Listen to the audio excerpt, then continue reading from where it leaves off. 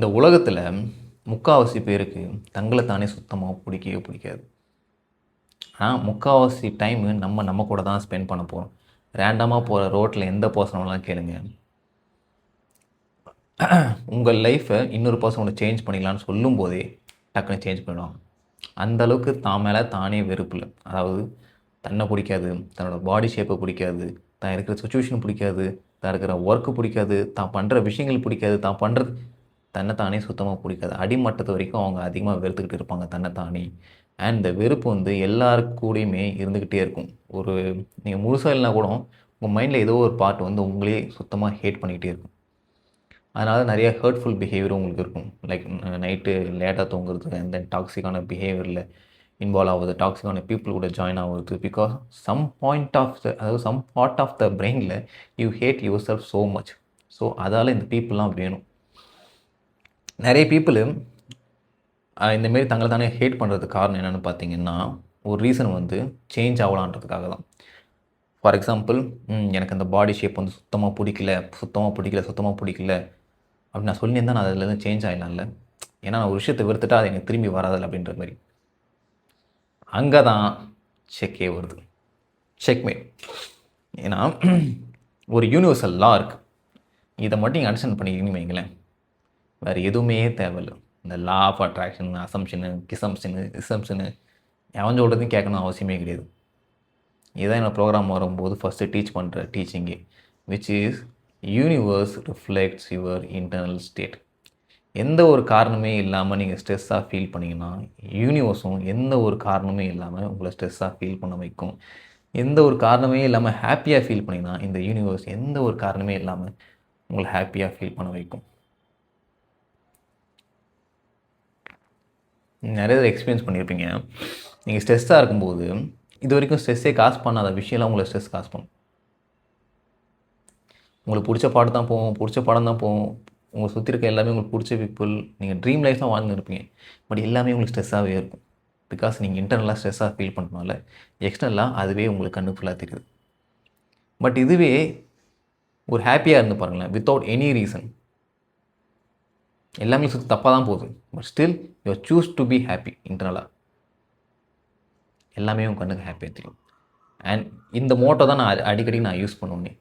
ஒரு happy affirmation, I am going to be happy without any reason. I am going to be happy without any reason.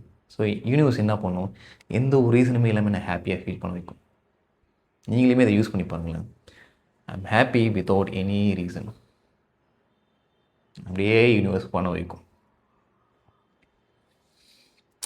My point is, இப்போ நீங்கள் கான்ஸ்டண்ட்டாக உங்களே had பண்ணினே இருக்கிறதுனால, low self esteem, அந்த அன்வொர்த்தினஸ், அந்த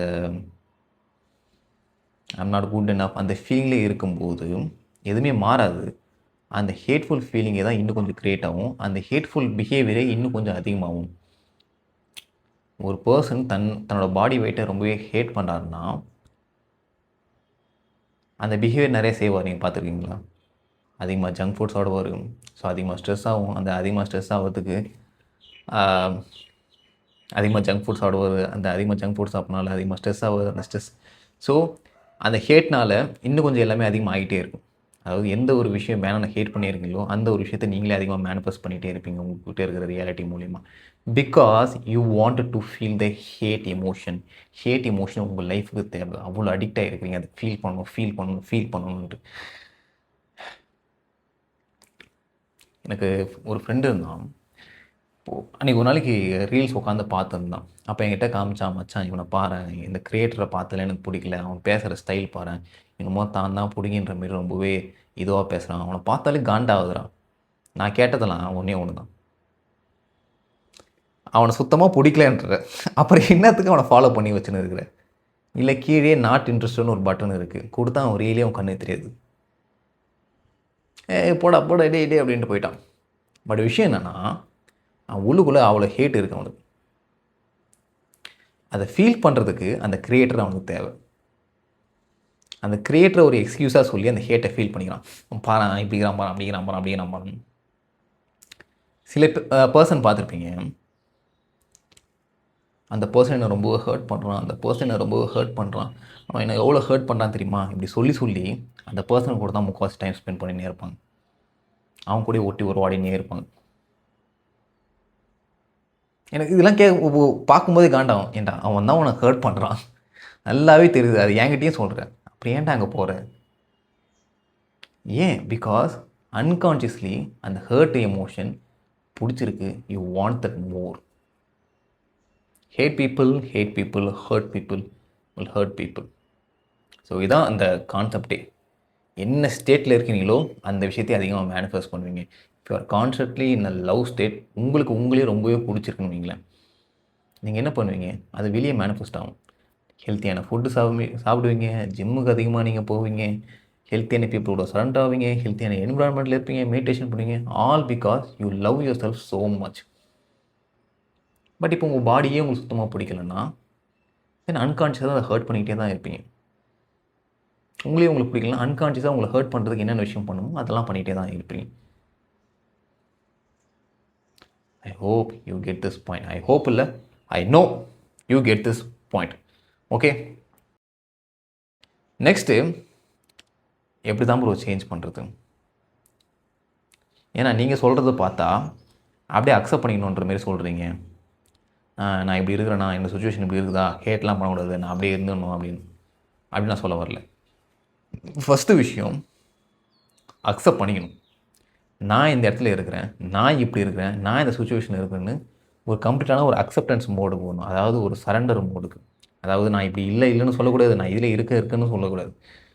ஏன்னா கீழே இருக்க லோவர் எமோஷன், மேலே இருக்கிறது ஹையர் எமோஷன், அது நடுவில் இருக்க பிரிட்ஜு தான் அக்செப்டன்ஸ். அந்த பின்னாடி லெட்டிங்கோன்னு ஒரு புக்கு படுத்துன்னு இருக்க பாருங்கள், அந்த புக்கில் எதை சொல்லியிருப்பாங்க, அக்செப்டன்ஸ். ஏன்னா ஒரு விஷயத்தை நீங்கள் அக்செப்ட் பண்ணும்போதே அதோட பவர் அப்படியே ரிலீஸ் பண்ணிடுறீங்க. போடா அப்படின்ட்டு. பட் எவ்வளோ அக்செப்ட் பண்ணாமல் இது நடந்துடக்கூடாது, இப்படி ஏன் இப்படி இருக்குது,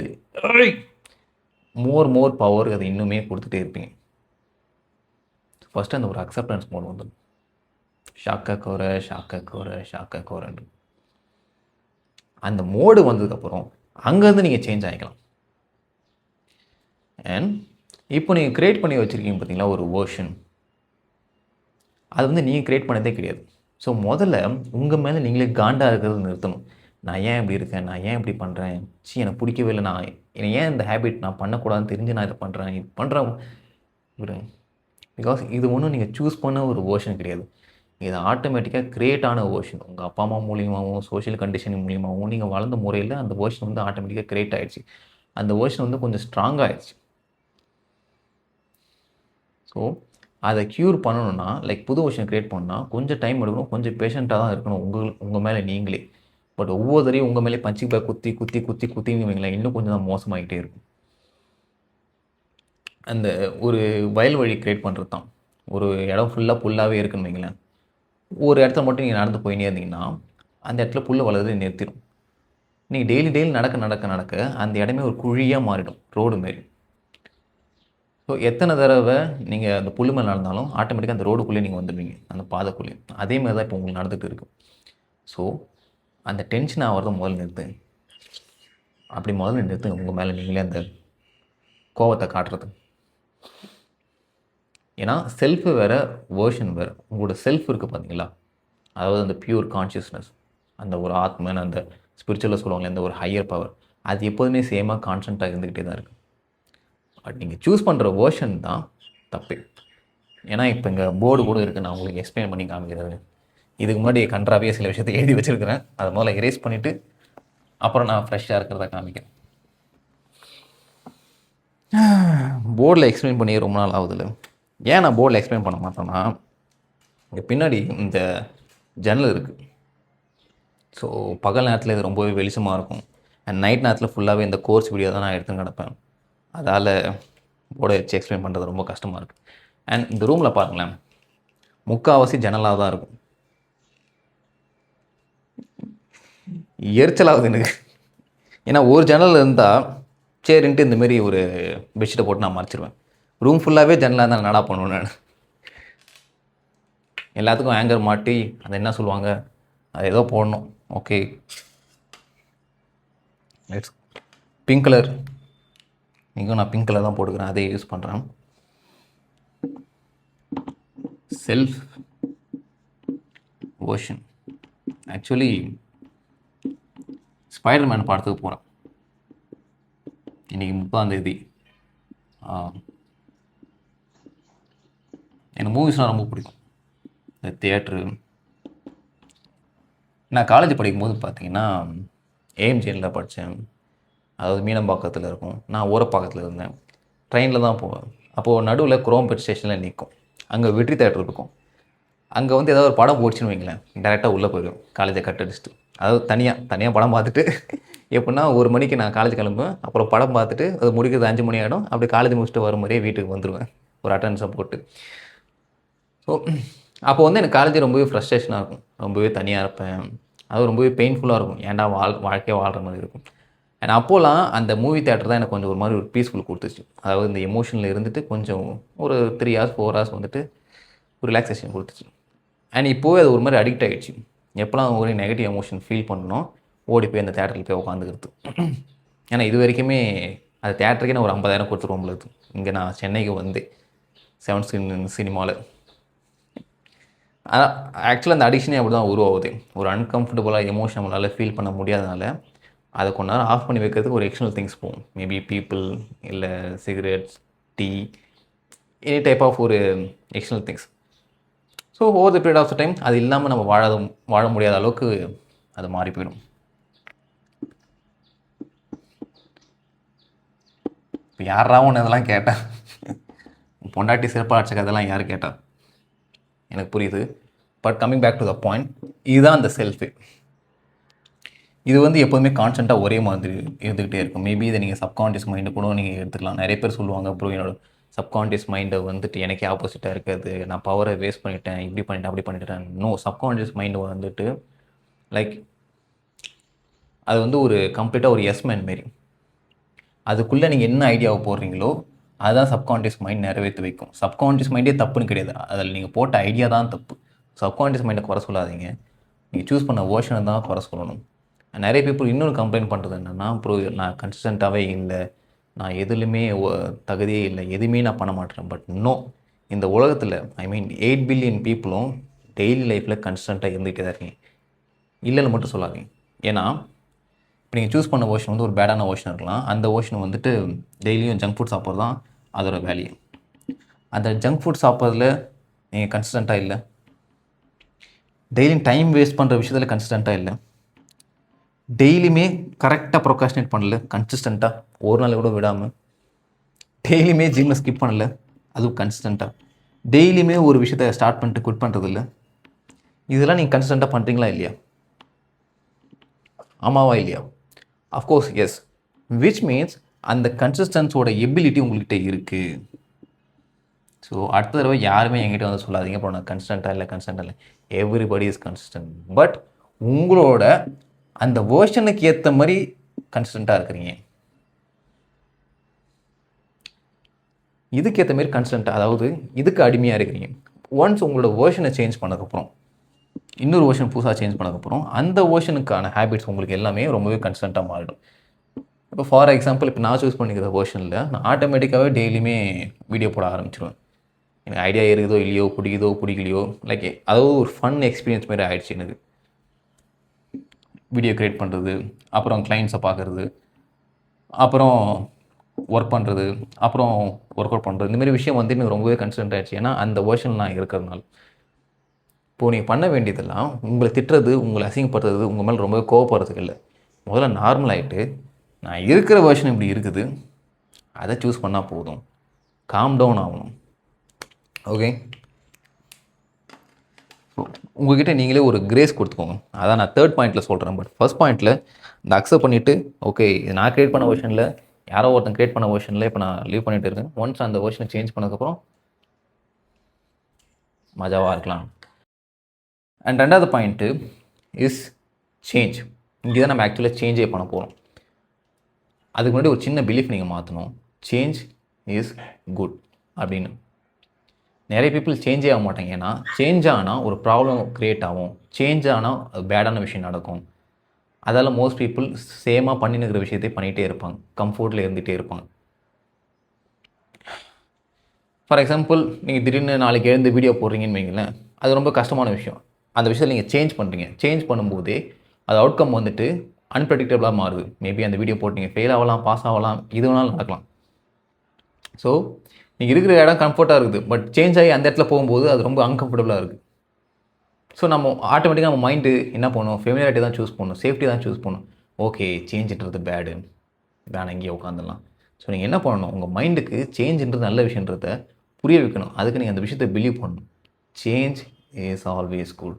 change is always good. Change is always good.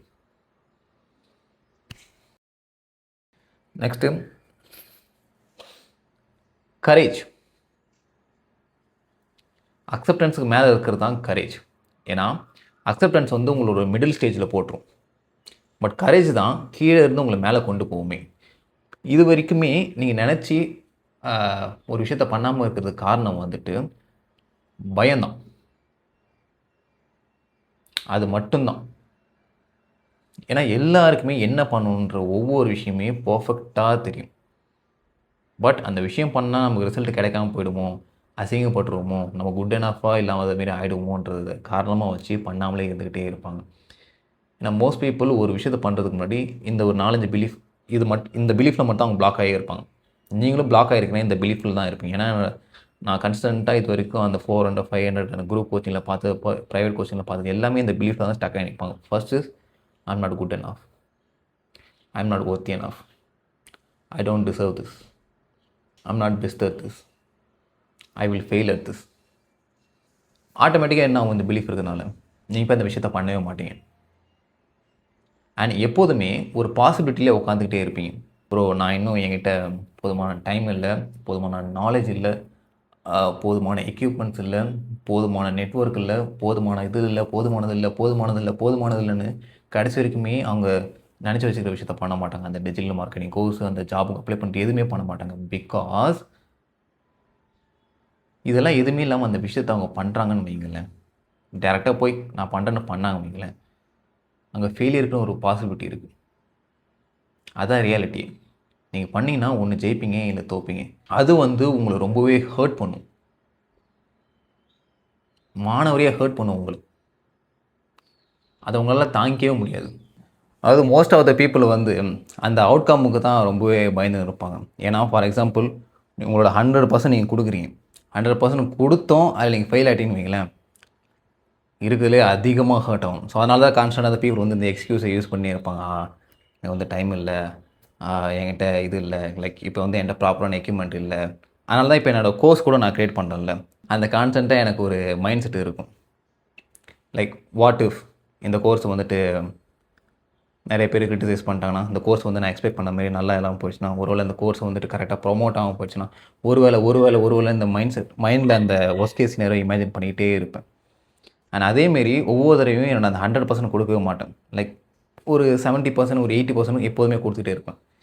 ஏன்னா ஈவன் தோ இந்த கோர்ஸ் நான் லான்ச் பண்ணி ஃபெயில் ஆகிடுச்சின்னு வைங்களேன், இதை சொல்லி நான் தேர்த்திக்கலாம். ஏன்னா நான் 100% கொடுக்கல, அதனால தான் அந்த கோர்ஸ் ஃபெயில் ஆகிடுச்சு. பட் இதுவே 100% கொடுத்தும் ஃபெயில் ஆகிடுச்சின்னு வைங்களேன், அதெல்லாம் தாங்கிக்கவே முடியாது.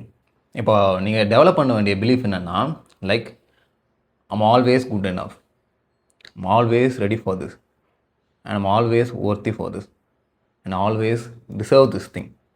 ஏன்னா நீங்கள் பாருங்கள், உங்களோட லைஃப்லேயே சில பேர் நீங்கள் பார்த்துருப்பீங்க, அவனுக்கு சரியான டேலண்ட்டும் இருக்காது, அவனுக்கு எப்படி சொல்கிறது, எந்த ஒரு தகுதியுமே இருக்காது. ஆனால் உங்களுக்கு எல்லா நாலேஜுமே இருக்கும், எல்லா தகுதியுமே இருக்கும், எல்லாமே இருக்கும். பட் கான்ஃபிடென்ட் மட்டுமே இருக்காது.